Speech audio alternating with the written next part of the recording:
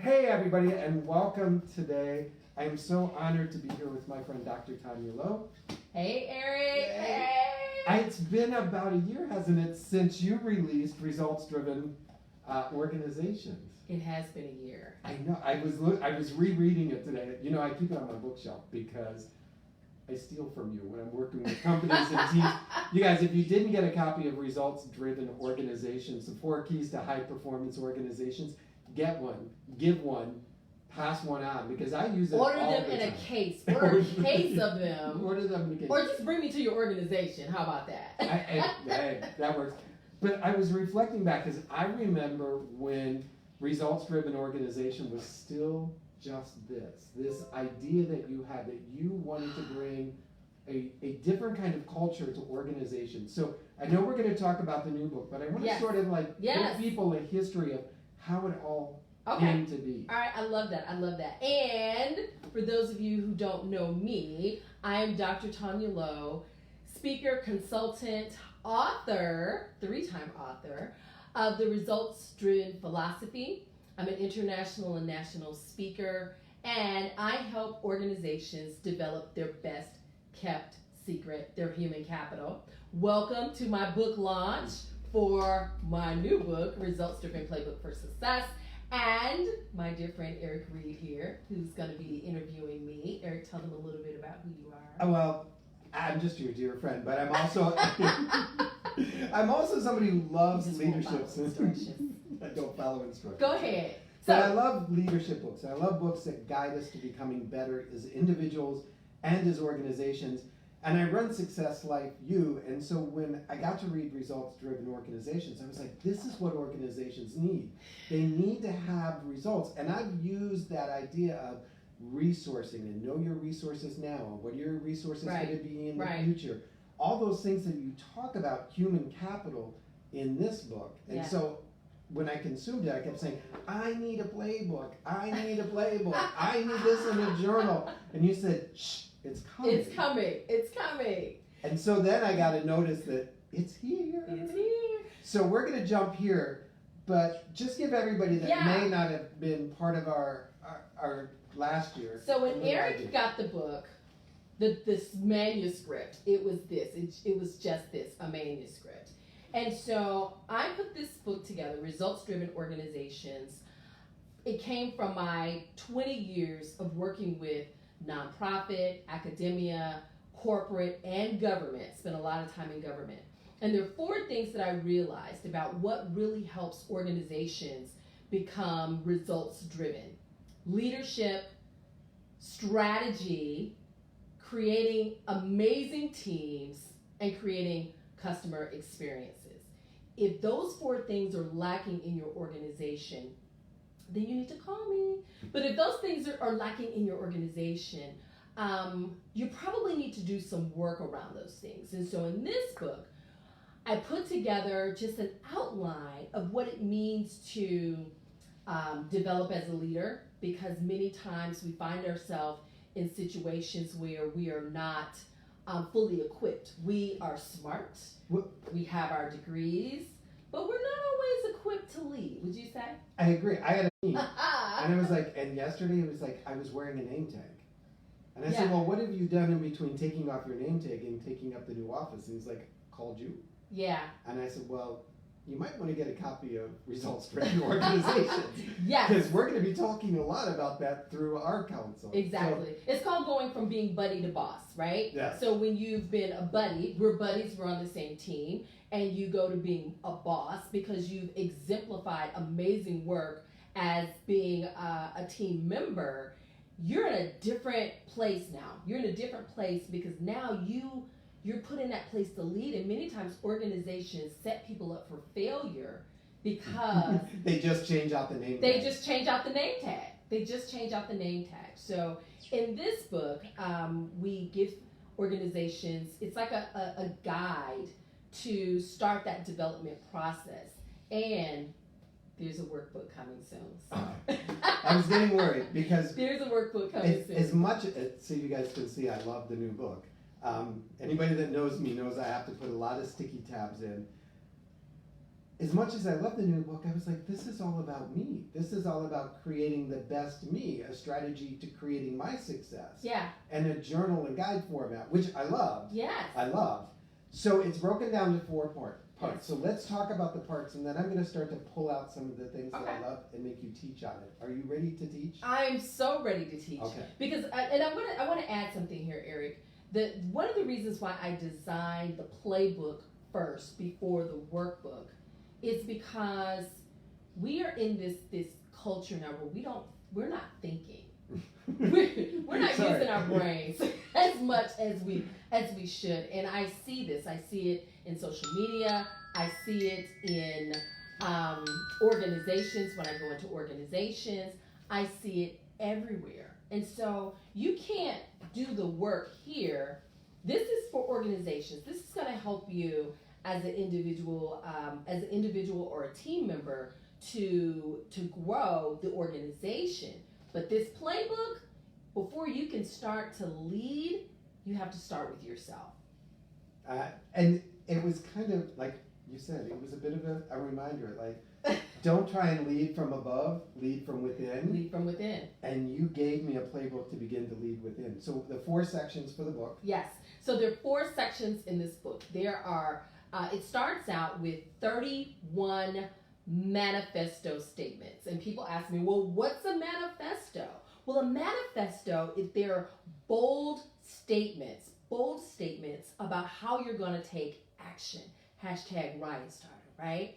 And so after those manifesto statements, there are 96 reflection questions. Now, remember I said that I don't believe that we think enough, that we take that time to reflect on the good, the bad, the ugly in our life, our business, or our career. We just keep going, or we play the blame game, or we're in this hideous cancel culture now where I just cancel you out, right? And so if we take some time to really think and reflect, we can really come up with why we feel the way we feel about certain things, why we do certain things in our organizations, in our business, in our careers, and really come up with our own format, with you, if you will, for how we're going to operate and how we're going to lead. Once we've developed that foundation, Eric, then it's easy for us to develop and lead other people. So the first part is the manifestos. The first part, 31 manifestos, and 97 thought points. 96 thinking questions. 96 thinking questions. Yep. Sorry, I guess I added one of my own. Then we move on to... But before you move on, there's also a guide, a place where you take action. Oh, that's right. So in the first part of the book, you're going to be energized, you're going to reflect, and you're going to take action.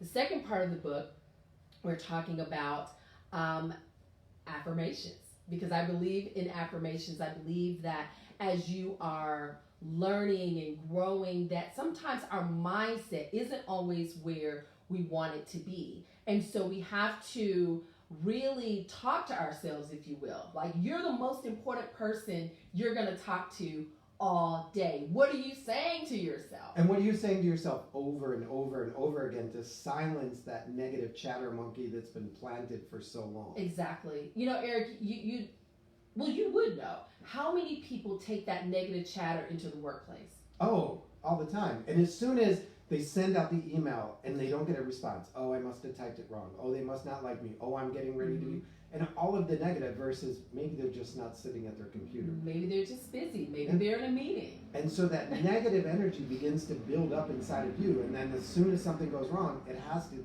go someplace. Yes.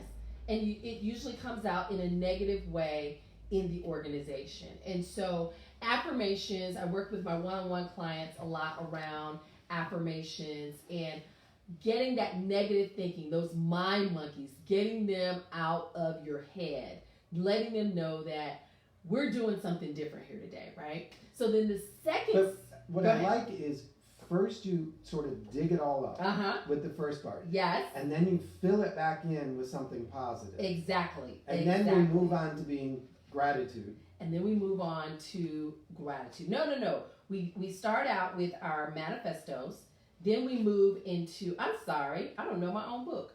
Goals. Goals. I'm Goals. sorry. Goals. Because once you Goals and gratitude. goals and both are G. gratitude, yeah. So once you have done your manifestos, you work through that, and you can always go back to that, right?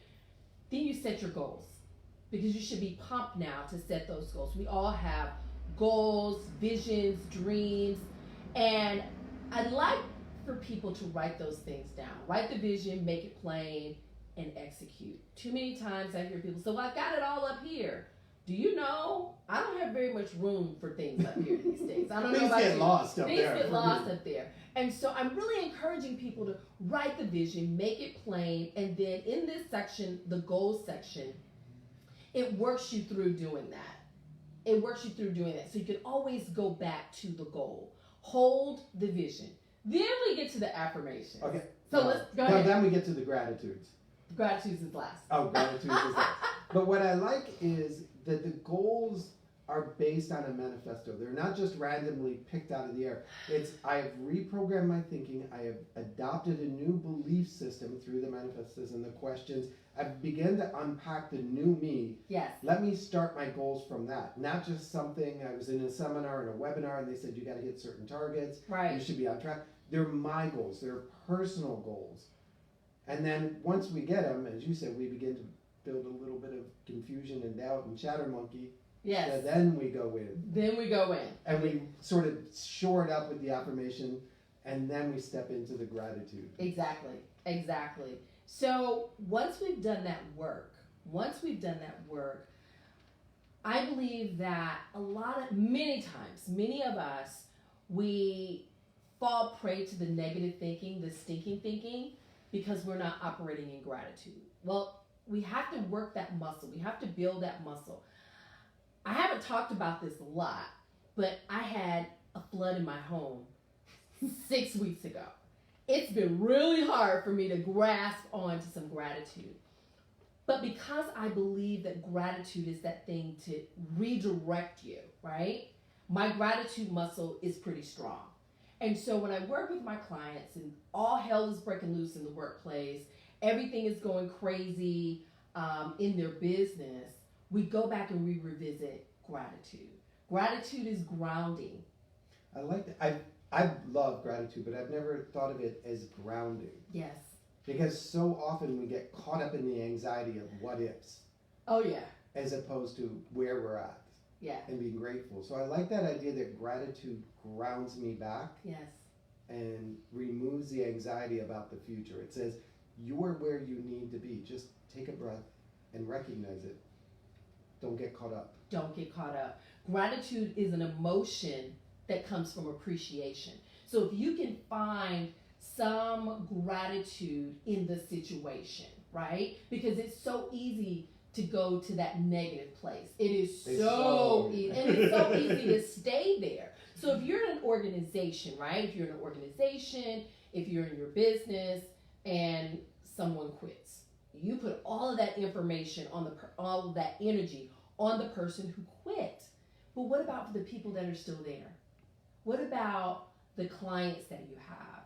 What about the growth of your company, right? What about the opportunity to bring somebody in with a new idea and a new perspective? Exactly. That take you to the next level that you up until then hadn't seen. Exactly. And so gratitude is a huge component of how I work with my individual clients, my VIP clients, as well as my companies and organizations that I go into. So I'm going. You can see I'm down here like looking for my tabs because I only have her for a little bit of time, and I want to make sure I get some of these questions answered. Creative thinking replaces worrying. Yeah. And maybe like I can go into the negative space. How do you control creative thinking to reduce worrying, or to bring about change, or to create success? So, Eric, I love that question. It's so, again, just like the negative patterns, it is so easy to stay in that negative place of what you don't have, and that anxiety builds up, right? Like we don't like it, but we do like it because that's what we're used to, you know? And so again, it's about building that muscle, right? And so when I think about coming up with creative strategies. It's thinking outside of the box. It's throwing the box away. It's giving yourself the freedom to come up with strategies that you might not have even thought about before. It's giving yourself permission. I like that. Because the more creative you are, the more opportunities you will have to think about, to work with. And I love creative people because they're always like causing me to spark. So another one that you have that I really love is I call them my strengths. And you give us a place to first identify our strengths. Mm-hmm. And I love this because so often in the chaos and the confusion of the moment, we don't see our strengths. Oh, you have no idea how many times I ask people, tell me your strengths, tell me your strengths. And these are bright, intelligent people, you know, they can't put their finger on it because we've been conditioned. In the chaos of the moment. In the chaos of the moment. But we've also been conditioned to utilize this false humility, right? Ugh, This hate that one. false, fake sense of humility. And so, yes, tap into your strengths. What are they? What are your superpowers? Yeah, and I encourage you guys, when you get the book, Results Driven Playbook for Success, really, maybe that's not a bad place to jump to, so that you know as you go through this that you have strengths and talents that you're going to be bringing into this process, and you're going to focus in on growing those and not your weaknesses. So often we come into a situation where somebody says you can be successful, you can have it all, and you start with the negative monkey, like, no you don't, because my age, my gender, my race, my culture, my economic impact. Right. If you can identify those strengths and hold those strengths as your vision as you go through this, you're going to achieve 10 times more than trying to use it as a fixed book. Yes. So this is a living, breathing document. It's a living, breathing document. You should use this document. I say write in pencil. Write in pencil so you can go back in and talk to yourself. When I'm working with clients, many times they'll say, I don't have people to support me. I don't have a supportive network. This is your supportive network. And I chose the name Playbook because you write your own plays. You don't have to allow someone else to tell you how great you are or the direction you should go in or if your vision or your dream is worthy. You determine that. You determine that for yourself. And so with your own playbook, you get to chart your own course. You get to write the vision and make it plain and execute. Because we're not just talking about this Pollyanna thing, Eric. You know, people feel they get inspired like Chinese food, right? Yeah. And then they put it back on a shelf somewhere. And that's why when you wrote the first book, I was like, this needs to become a journal. This needs to become a daily guide. This needs to become a playbook. And so you did it, but you did it a little different, which is even better. Yeah. So we all love I am affirmations. We live for I am affirmations. Yes. And when I was reading this, and at first I saw I am fat, and I thought I would never use that affirmation, but you used it. I did. Explain to everybody I am fat, because I think it's not only fun, but yes, it's important. So I am fat, and it's an acronym for flexible, adaptable, and teachable. And actually, I can't take all the credit for this, Eric. Don't tell them. Just own it. It's in your book. It's in my book. It's in my book.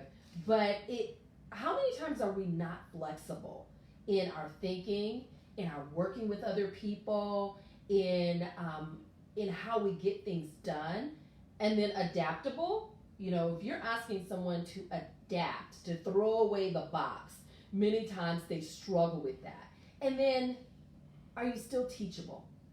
Are you remaining teachable along the journey, regardless of your position, regardless of your degrees, regardless of where you are in life? If we're not flexible, adaptable, and teachable, if we don't remain in those three places, if we don't remain fat, then we're going to fall into ruts. We're not going to be able to dig ourselves out. We're not going to be able to lead people in the direction because we're not living what we're talking.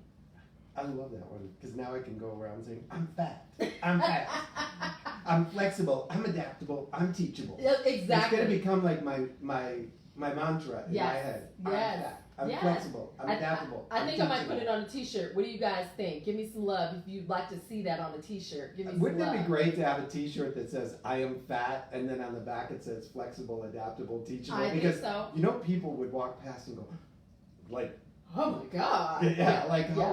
oh my gosh, yeah. So I love that. So in the goals section, I love how you write out the goals. Yes. Like you break it down into the different areas. You break it down into the different parts of our lives. When you approach a goal, how do you advise people and individuals to overlap the goal of, let's say, being successful at work and having healthy relationships at home? How did those two goals, how do you get them down in this book in a way that you can execute on them both simultaneously? Because so often I see people that are really successful in their career or really successful in their hobby of triathlons, but they're single or unemployed at the same time. How do we learn to bring all of those goals into one unified field? And so, Eric, I don't know if it's, so I got two answers for you. Okay. The first one's probably going to say there's no such thing as balance. Well, and I don't believe in balance. I believe in harmony. And so I believe that you can be great in one area and struggle in one area. And so you need to create goals and objectives and steps in that area where you need to practice improvement. I believe that you tackle it just like anything else. So if it's a relationship, if it's spending more time with your family, if it's not being such a narcissist in the workplace, that you have to look at yourself first, right? You do a self-inventory, and then you ask yourself, what am I willing to do? Because everything about change is about a commitment. It's about a commitment. It's about a decision. So you can tell me all day, I'm not happy being single, and you're sitting at home watching, I don't know what people watch on TV these days, but you're sitting at home watching it, but you're not getting out. You're not being approachable. You're not just enjoying your life. I think a part of people spend so much time, and you asked the question about people being single. I think they put so much focus on the singleness instead of putting focus on, I'm going to live my best life and be open to whatever the universe decides to bring them. I agree. It's before you can go one-on-one, you have to go community. Yes. And you have to learn how to work in a group and have a community and a support network that says, wow, she does well in groups. Let's see how she does on one-on-one. Right. You can't go from your couch to married unless it's on a TV show and we're not even going there. Right. But what I do like about the goals as you described it here is also the same way you described part of it in the results-driven organization is you need to know your resources, not only the resources you have now, but that you're going to need in 6 months, exactly, and a year from now, and maybe 5 years from now, and you've got to plan starting today how you're going to acquire those resources. Exactly. Why is that important? It's important because if we're not planning, a lot of times we are talking. We're talking so much about what we want to do, and we're not doing it, Eric. We're not doing it. I have a colleague for probably the last 3 years. She's putting barriers in the way of her progress, and it's a lot of talk.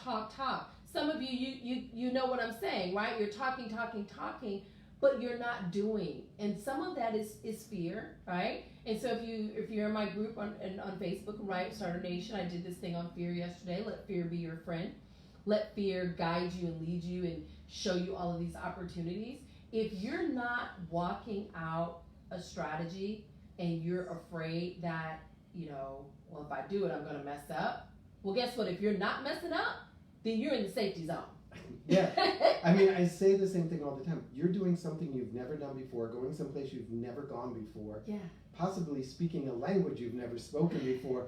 How do you expect to get it right without at least 1 or 2 attempts? None of us are perfect, and we're going to mess up. And the best place to, when I think about sports, I think about how in football and basketball, they have plays. They run the plays. And if they don't win, what do? They go back and revise the plays. And you can do that right here in your playbook. So we've been talking so much about the playbook. Are you guys excited about the playbook? I haven't even told you how you can get it. So. Oh, I'm sorry. I'll let you you talk about the book, and then we'll just have some more questions later. Go ahead. So, if you've gotten excited about getting this amazing resource in your hands, you can go to resultsdrivenorganizations.com/playbook. Resultsdrivenorganizations.com/playbook. And we'll put that in the top or the bottom or wherever you're looking in just a few moments. Because what I know for sure, stealing a line from my girl Oprah, what I know for sure is that we're in a season now where we've got to do things differently in not only our life, in our businesses, but also in our organizations. We have people in our organizations who are leading who are not prepared. We have set them up for failure, and then we have teams, and we're expecting teams to work together, and they don't play well with others because they've got this trauma from past teamwork, right? And so as we think about and we talk about organizational growth, we think about getting results, we've got to go back to the basics. We've got to get back to the basics. And to me, I've had to do it in my business. I know some. I do it all the. I have to. When I say I do this every day, it's like, yep. Let's go back and check this. Yeah. And so we've got to start having that conversation about going back to the basics in our organizations, and really creating a playbook that will allow individuals to be successful. The organization is going to be successful, but it's only as successful as the people who are in it. You know, you just gave me an idea that this should be in like every HR director's office. Yes, it should. And when they're identifying candidates that they want to move ahead in the next 3 to 6 months, here's your playbook. Yeah, here's your playbook. So that when you arrive at the new name badge, so to speak, as we were talking about. I love that. Yeah. You are fully ready. You are fully resourced. You're equipped. And guess what you're going to get after you change your name day? You're going to get how to lead the organization. Exactly. This is what I really, seriously, what I like about it is it starts with me. Mm-hmm. And I've known you as a friend for far too long to know that you are going to be nice about it. You really do make people do the homework. Yeah. You make them get in and dig it out, because you know once they begin to uncover it, once they begin to strategize, they see the possibility that you already see in them. Oh my God, I'm so glad you used that word, homework. You can't do growth work without doing work. Growth is work. That. I'm borrowing that. And so there's so many people, you know, the NLP, the neuro-linguistic psychologists, they all say, oh, don't use the word work or homework because people are going to be afraid. Well, if you're afraid, then you're not ready to grow to your next level. Growth requires work. Taking action, taking those steps requires work. And if you're not willing to do the work, you are absolutely fooling yourself that it's just going to happen, add some water, mix, and stick it in the microwave like ramen noodles. It's not going to happen like that. Well, you know, as you said that, I thought, well, work raises our worth. And so if you're not going to do the work, don't expect anybody to recognize your worth, whether it's personal or professional. So I'm putting in some work because I'm worth a whole lot. Exactly. And I'm going to get paid a whole lot for my work. I'm glad you said it like that. Because, I mean, at the end of the day, the more we're worth, the more we get paid, the more we can impact the world in the way that we want. Yeah. You know, this book, Eric, is designed to help people think differently. When I go into organizations and I say, well, what do you think is happening here? I don't know. Or they don't want to say, right? They don't want to say. And so, again, we're in a season, we're in a time now where we have to think differently, and we have to know why we think and support the things that we think and support. Oh, so much. Now, you brought a couple friends with you today. I did. There are more people here in the studio. We're in the studio today. It's fun because I feel like we have one audience, then we have these people over here. Yes. You guys don't make as much noise as the people over here. Just so you know. So what? I apologize to you people here, but they've had my back. What was your question? Oh. I'm sorry. So we're gonna have her come join us. Okay, I'm switching up. Switching out. So Eric's gonna switch out, Okay, awesome. And Coach Mo is going to join us here. Hey, Coach Mo. Everybody's- Hi. We're dressed almost I alike know, right? today. We're twinsies today. Yep. Great. Well, See. congratulations. Thank first of you. all. Thank I am you. forever proud of you. Thank you. Always in awe of just your tenacity, your commitment to developing leaders. Yes. And I've watched you grow, obviously, since fifth grade. Since fifth grade. But as I was listening to you guys, a question that came to mind as you were developing this playbook. Yes. Who did you have in mind? Great question. So, Mo, when I was developing this playbook, I thought about all of my current clients. I thought about clients that I've worked with in the past, clients who get stuck, people who wanted to work with me and feel like, oh, I don't know if I'm ready. Those people. I dedicate this book. This book is dedicated to you, right? It's dedicated to the people that they've got this vision and this dream inside of them. And I don't know how to make it happen. I don't know how to make it happen in the company where I am, because when I go into organizations, there are people in that organization, they have amazing dreams. They have amazing dreams for what they want to see happen with their team. They have amazing dreams for what they want to see happen in their lives, but they're stuck. They're stuck. So for anyone who's ever been stuck and they didn't know how to get unstuck, I wrote this book for you. Yeah. And where would you say, because for me, I'm the big vision girl. Yes, right? I have this vision. yes. But I'm not always sure how to get that vision to come to fruition. Yes. How do I help that vision become manifest? And so where would you say I need to start? Like this book, I was brand new to this book. Right. Where would you suggest I So start? if you're brand new to me, I would definitely say start with the goal section. Start with the goal section. You know, you can always, the manifestors are going to be there, right? They're going to be there. They're not going anywhere. But if you get this book and you're like, I don't know, I want to just get it out of my head, because I think so many times we're stuck in our head. We are stuck in our head. Ideas are stuck in our head. And we just float through life and then we die.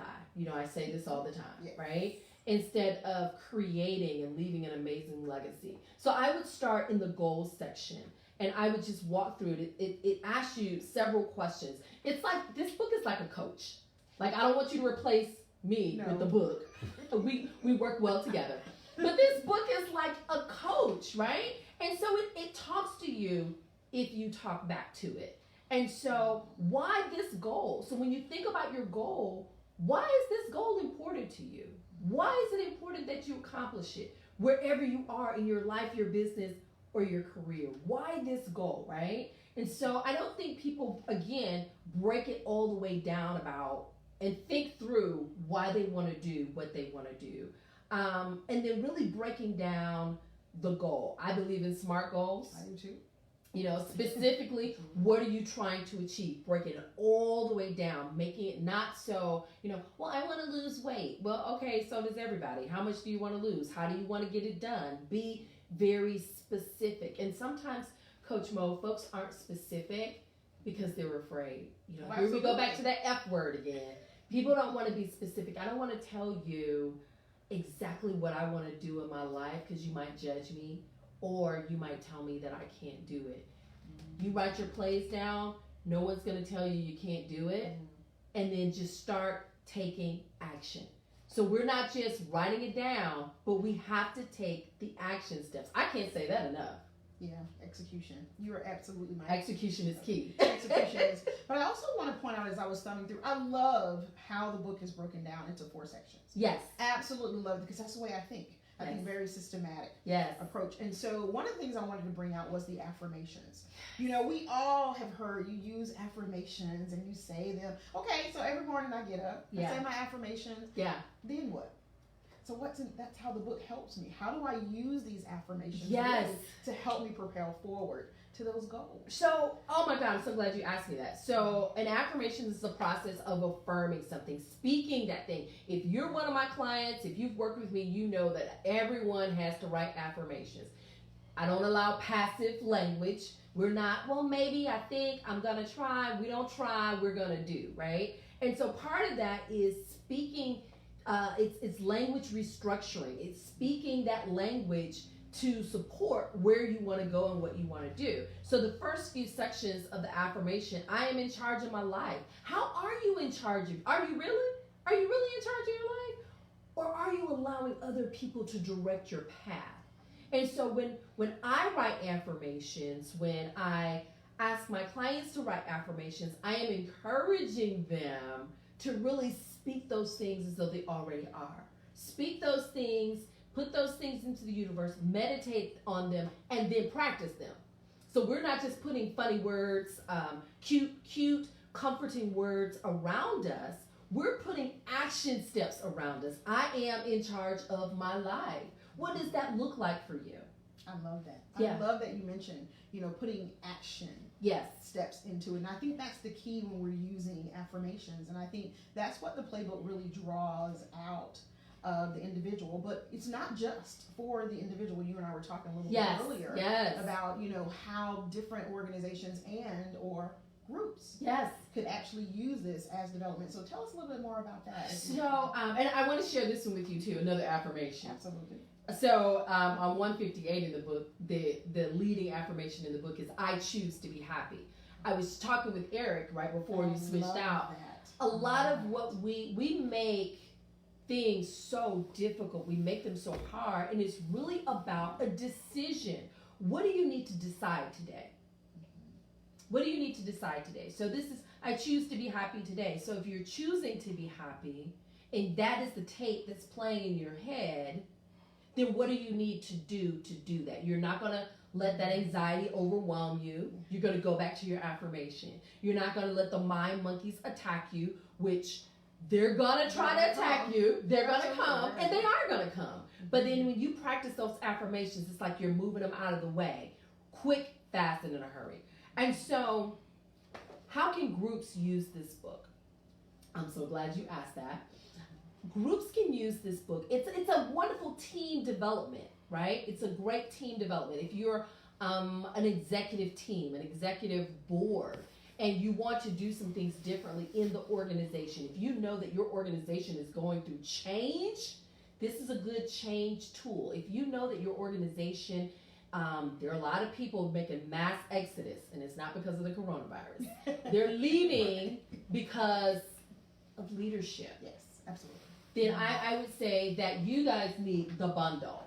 You need the bundle. You need to look at the 4 things that I talk about in this book, but then you also need a playbook and write the plays according to where you want your organization to go. What are the goals of the organization? What are the affirmations for the organization?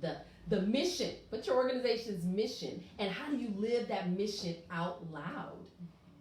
And then what are the things that you're grateful for in your organization? And how do you live those things out loud? Ooh, I'm glad. That's a great segue, because that was going to be my next question. Gratitude. Yes. I believe very deeply in gratitude, and I believe that is one of the key components that we're missing as we're working through our goals and how we're going to execute these goals, and finding ourselves and identifying our strengths. But where is the gratitude in that? And so if you could, I heard you talk a little bit about it earlier, but expound again upon how important gratitude is as an organization. I think we hear that and we think, oh, that's personal.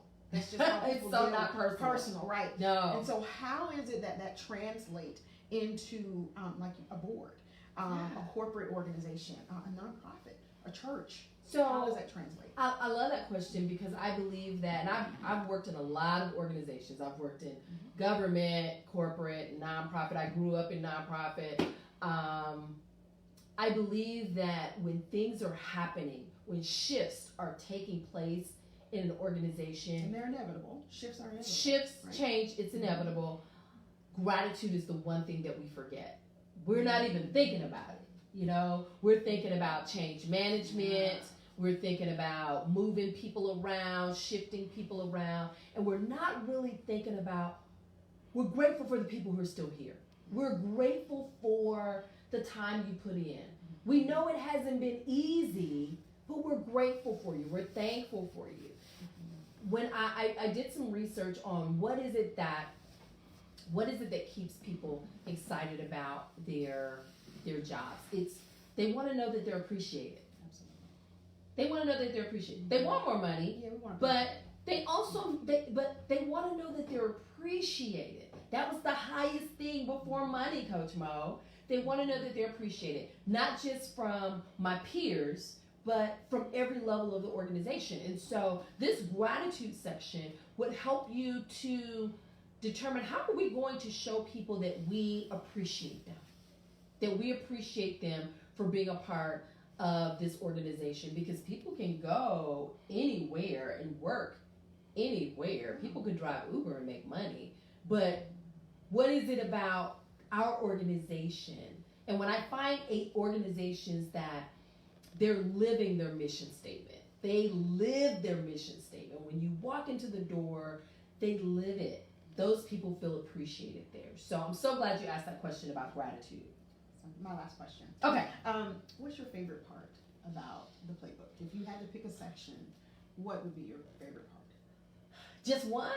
Well, 2. Okay. 2 minutes. So my favorite part of the playbook is the manifesto section, because I believe the manifesto section, it inspires you, but it challenges you. You get inspired with some inspiring words, some inspiration, but then it takes it to the next step with the reflection questions. And I just kind of randomly flipped to page 38, where it talks about freedom is within my reach, and I have the power to liberate myself. Freedom is within my grasp. I control my decisions. I shape my life by the way I choose to think. And so there's more that goes on with that. But then once you complete the manifesto, then there are 3 reflection questions. Okay, so you do shape your life. You do shape your business, your organization. What are 3 words that I associate with personal freedom? What does freedom mean to you?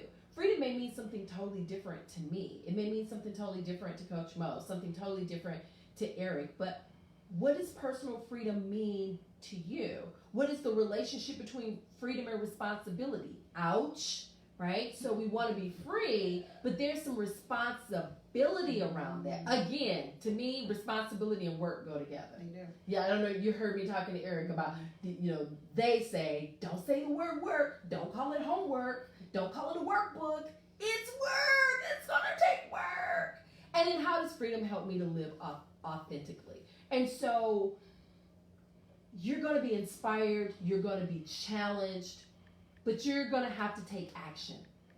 You're going to have to take action in this book. So the manifesto section is my favorite because it challenges how you think, and it makes you have a call to action. Absolutely. And I love, that it is a bundle. It's not, I want to remind people that it's not really a separate thing. Yes, you can purchase them separately. You can purchase them separately. They really go hand in hand. They go hand in hand. If you are in an organization and you are an influencer, and I believe that we're all influencers, but if you're an influencer in an organization, and I'm not talking about your title, I'm talking about if you feel like you need this bundle. You don't have to wait for someone to give you permission to execute. You can take this book and start with 1 chapter, and you can start with your team, with your group, with your coworkers, and start implementing what you've learned. And so, again, we've been talking about this. If you want to know how to get both of these books, you can go to resultsdrivenorganizations.com/playbook. And there's a special. When you order this book, you get that book for 50% off.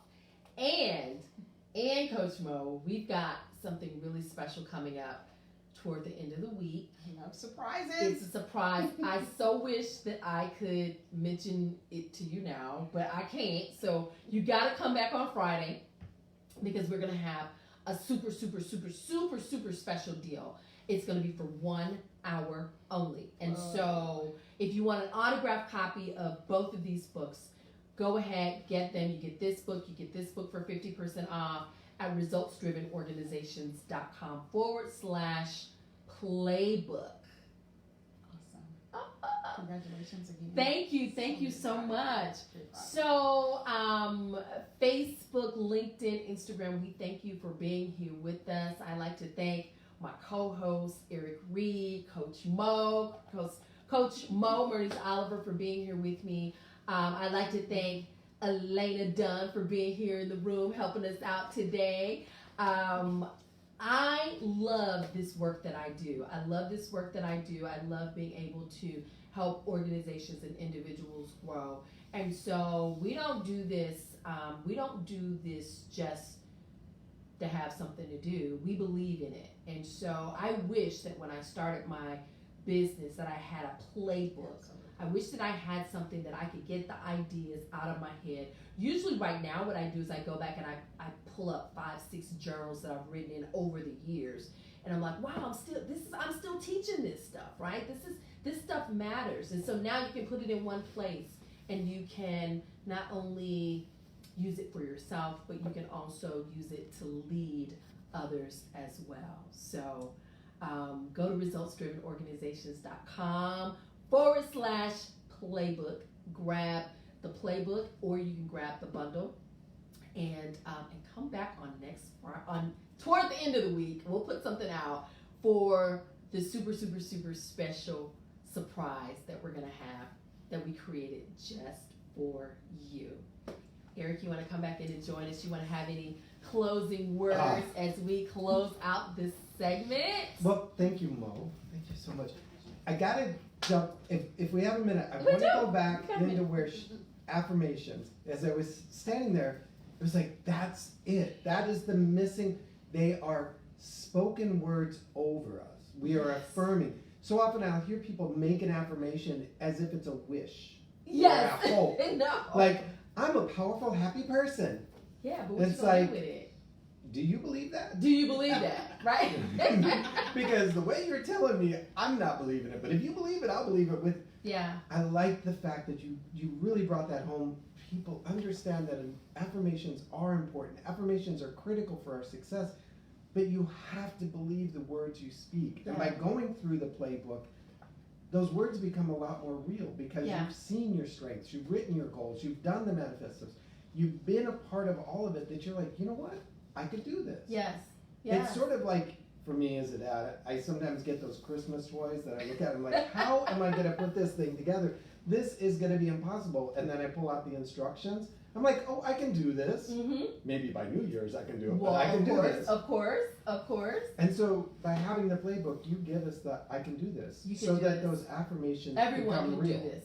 Yeah. So again, you guys, I'm sorry, I didn't slide in closer. Slide in closer. This whole social isolation thing has got me confused. Yeah, we don't believe in social isolation. We believe in bigger. So get the bundle. This one's been on my bookshelf within reach, so when I need it. Now this one goes right up next to it. And then what's the third book going to be about? Or fourth book? So this is the third book. My first book was Want to Start a Riot, Change, Affirmations, Confirmations, and Prayers. You can get that from my website, drtanylow.com. The fourth book is what you've been asking for. It's what you have been asking for the longest, and it's going to be the workbook. Here we go.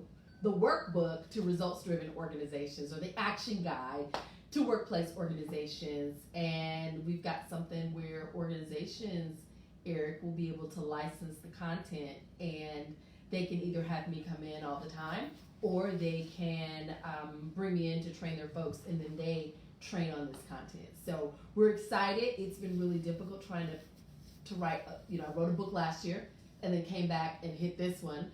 But we're going to be spending some time on the playbook, the workbook action guide for results-driven organizations. And I can tell organizations and individuals, I've stood in a room and watched you teach from results-driven organization. Yeah. Sort of practicing the workbook in real time. Yeah. It's phenomenal.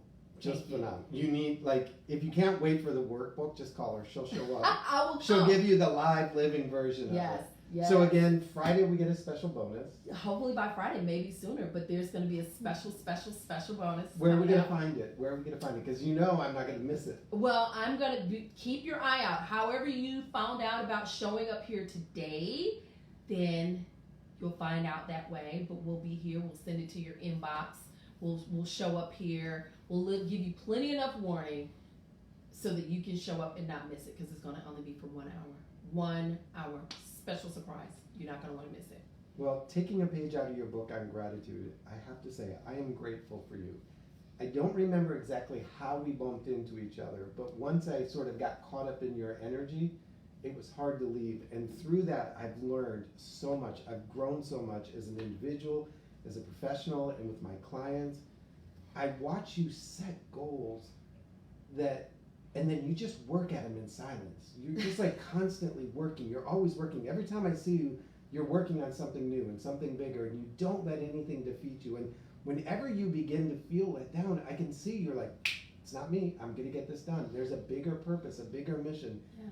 And you inspire me every day. Thank you. Not only off my bookshelf, but seeing you go through life bold and big. And so therefore I know the words that are in these books come from experience. They're not just pretty words to sell a book, that you have taken a lifetime to understand what it means to design a playbook for success, and then you shared that secret with us. So thank you. Thank you. Thank you so much. Congratulations. Thank you. And I'm waiting for number 4. Woo! It's coming. It's coming. So guys, go to resultsdrivenorganizations.com/playbook. Get the bundle. You will save when you get the bundle. For those of you who are saying, hey girl, hey, where's my book? It's coming. It's coming soon. So thank you. Thank you for being here with us today. And until next time.